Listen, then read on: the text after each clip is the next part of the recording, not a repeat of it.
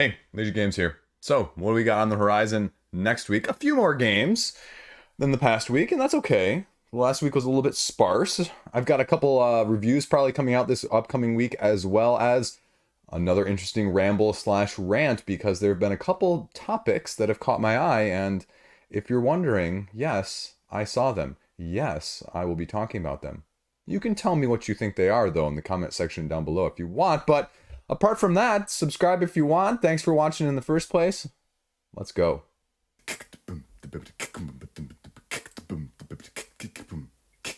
First up, this may look a little bit familiar. It may not, depending on if you saw one of my other preview videos earlier in the month. It got delayed a little bit. This is Ivion. This is an asymmetric 1 versus 1, 2 versus 2 deck building, deck as your character, skirmish style battle game.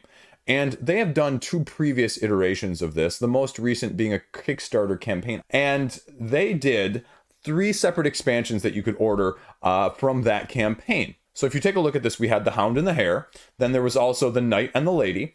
And you could get the Sun and the Stars. All different characters that were going along with this that you could mix and match. Sort of like an Unmatched, speaking of mix and match. But more tactical, more skirmish, more card-based, more asymmetric. Just, you know, a step up, if you will. Now, the next iteration for them over on their website here is going to be launching on the 16th, and this is Winter's Bite, whatever that's going to entail. And now it seems like the individual wrapping in combination with the bundle deal that they went previously is going to be the route that they had also. If you can check out this little preview picture that you can see here, they've got 3 here, similar to the last one, and then you've got the 3 old ones right here. So I'm guessing you can bundle even from that sense of the old stuff, the new stuff, combination thereof, and everything in between. I'll probably have my review out in the next week or two during the campaign, so I can offer you a little bit thoughts on the one box that I have around here somewhere. I have the Hound versus the Illusionist, so the mage one, that one. This one, the Hound and the Hare, sorry. But that's first up. Next up, actually launching on the 14th, we have a game called Ocean Pods. This is actually a 2 to 4 player worker placement game where you are crawling the ocean for resources in order to attract whales and orcas.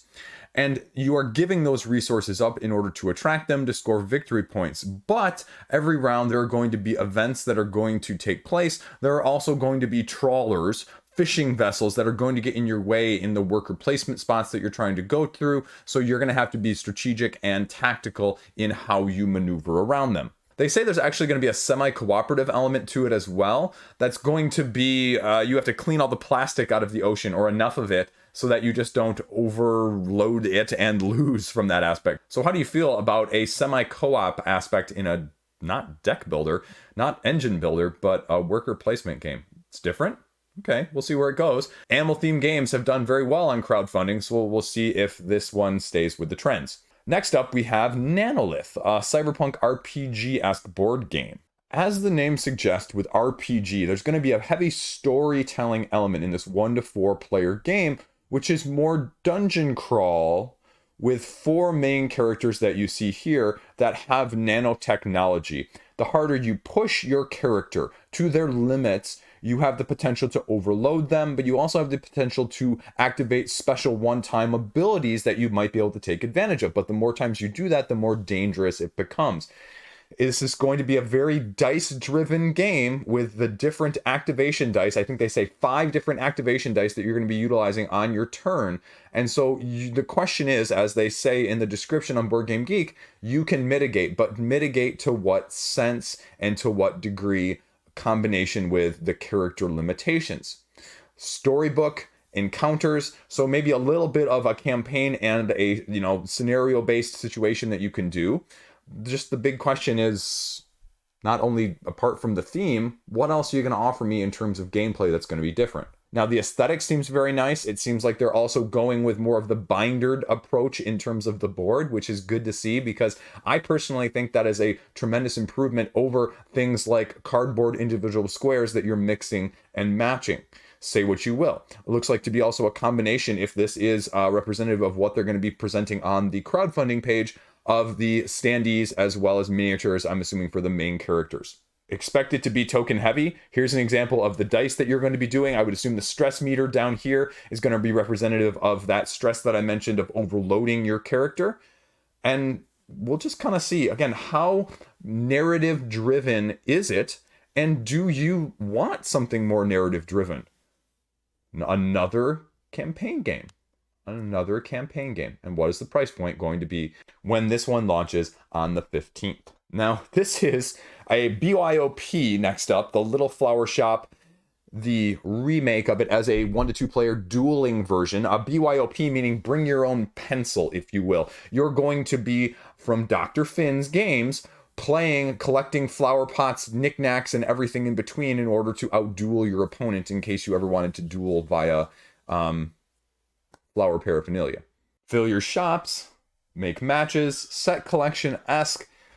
I mean, this is the trend right now, folks, right? You know, I backed 2 or 3 in the last month or so myself, and they're raising relatively good money for the amount of overhead that goes along with them. So it'd be interesting to see how interested people are from Dr. Finn's. And I feel like Dr. Finn's has done multiple games at a time, so maybe I just don't know about them, or maybe this is going to be a solo Kickstarter campaign in terms of games. So we'll see. This one is also launching on the 15th. So what else do we have going on? We have Philosophy, this 2-player abstract dueling game where the pieces you're laying down are representative of your fundamental pieces of your argument against your opposing philosopher, if you will. The twist on this one is that you can only lay the pieces in the fundamental 9-square 3x3 grid that you see at the center of this board.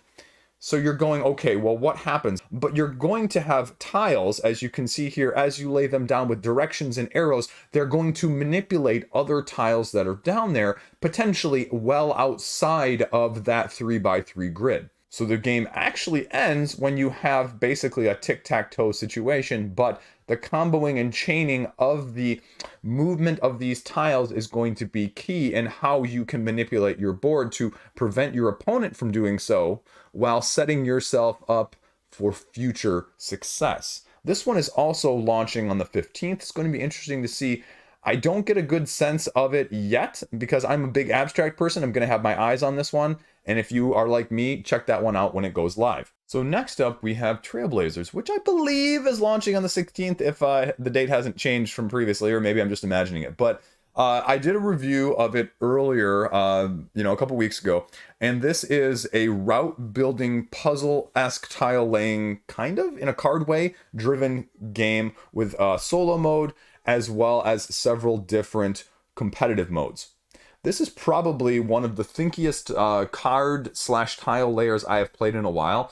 Deceptively difficult in the sense that you are drafting these cards from your hand that is then passed to the next player on one or the other side. And then you are going to be laying them down 2 at a time in order to create loops that you are trying to get wayposts along to score the number of points based on the length. But you are having to match up colors with campsites, 3 as you can see via this picture, as well as other various effects or in-game as well as end-game scoring objectives and trying to do those along the way. It's going to come with 2 mini expansions that are going to be with it. The adventure expansion, sort of a hiker expansion that goes along, and hikers go along your paths, and so you have to keep the paths up so the hikers can go far enough along it, but if they can't go far enough along it, then they stop and they camp and you get less points.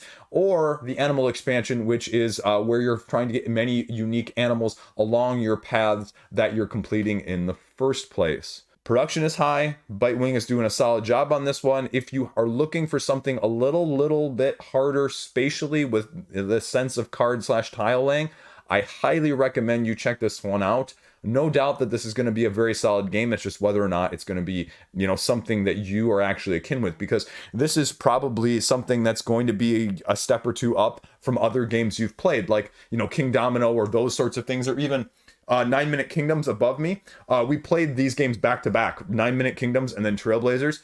This was a analysis paralysis step up from 9-Minute Kingdoms. So if that sounds interesting to you, definitely check this one out when it launches. Next up, we have an expansion. I actually found this just by Googling it because I don't believe it actually has a Board Game Geek entry point yet, but this is from 2016, the original Dread Dragon Inn Battle for Greyport, a cooperative deck builder that came out, and this is another expansion, Chaos in Copperforge. Sort of an under-the-radar property that sort of hasn't gotten quite the attention, hasn't quite gotten the acclaim that some of the other more recent deck builders have gotten, but this is adding a new expansion with new mechanics, new good guys, new bad guys, and everything else in between. Contraptions, bad guys now have weapons that you're going to have to fight against, but you can pick them up after they drop them, and this campaign is going to bring this back to you because apparently they say it's out of stock, or out of print even. It's more of a battle adventure card-based system. It kind of reminds me of the Pathfinder card game, if you will. But this one is, again, purely cooperative. It really is, after checking out the Board Game Geek page, kind of out of stock everywhere. So they're offering it now with bundle deals down here at the bottom, as well as the base game and the other expansions like Pirates. $100 for everything for both of these expansions and the base game. A few deluxe add-ons that you can check out as well. So, I mean, I'm not familiar with this one. I'm not familiar with the nuances and the mechanics that make this one different. The question just is going to be, are you really interested in this property, the Red Dragon Inn? I know some people really are for the other Red Dragon Inn game, but this one also hasn't had the widest appeal either. And so is this going to change this time around as, you know, a resurgence or not? The price is already out there, which is kind of nice to see. It's not, you know, more than I expected. So check this one out when it launches supposedly on the 17th. There we go. That's it. Not too much. Middle of August is relatively dead right now on crowdfunding, which is a blessing curse, if you will, from that aspect of things. Makes these videos really easy, a lot shorter than they have been in the past. Also, just less exciting overall, though. You know, a little less tension about what's coming out, especially in between conventions. And maybe that's because everyone's spending too much money at the conventions. Cough! Spoilers of upcoming video. So we'll see. We'll see where this goes. Not like I'm going to talk about it in the future, right? Right. You know, what else I got going on? TV time.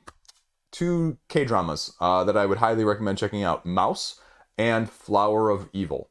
Flower of Evil is really surpassing my expectations right now. Mouse is good as well, but I stopped watching Mouse when I started watching Flower of Evil. So Flower of Evil is sort of this sociopath, this kid of a psychopath sociopath who is also a sociopath. Basically his dad is like a serial killer, and then it's later he's accused of killing, you know, someone in their village when he left, and he adopts a new identity, and his wife is actually a detective, and his case gets re-brought up, and just the nature of his relationship, and is he actually having emotions, is he evolving? And it sort of takes your typical tropes for this type of, you know, what you would think would happen. And it really has kept me off balance. You know, every time I think they're going to zig, they zag in terms of the interactions and the responses of the characters. And sort of in a good way, but also a frustratingly good way. So I'm intrigued by that one. I'll get back to Mouse. I'm completely blanking on Mouse now about what it is. Another K-drama with criminals and, you know, killers and that sort of thing as well, too. But clearly Flower of Evil has been better because I can't even remember the other one's premise offhand. Other than that, I'm not really watching anything else. There's not really anything else good right now on streaming either, right? There's not. So that's about it. I got a couple reviews coming out this week, and if I can get another Marvel Champions video filmed, maybe I'll do a couple Marvel Champions videos in the middle of the week as well. I don't know. It's going to be either or, probably. It's either going to be a couple reviews plus a rant or Marvel Champion content all in a row. I'm going to try and release all of those back to back to back. The look back of July as well, of my best of July. And I got nothing else. Got nothing else here at the end. I need to figure out what we're doing for dinner tonight. So yeah. Workout of the day. We'll talk about workout of the day right at the end. I don't know if you guys know that. Like I'm you know, I probably work out more than I play board games. Workout of the day. Here you go. You got 20 minutes. You got 20 minutes. You got 20 minutes. I guarantee you got 20 minutes. Whether or not you have space to do this is a whole nother issue. The workout was. And I don't usually do these timed workouts because I think they lead to poor form, but 6 pull-ups, and none of this kipping crap, right? No kipping. If you know what that is, you know what I'm talking about. Straight arm, dangling pull-ups, then 11 burpees, and again, none of these chest slapping the floor burpees either, right? Full push-up burpees, followed by a jump, and then 24 sit-ups. How many of those can you get through in 20 minutes? There you go. That was my workout. So, in case you cared. I don't know. I'm filling stuff at the end of the video. That's all I got. That's all I got. Stay classy. Have a great day. See you guys around. Play something.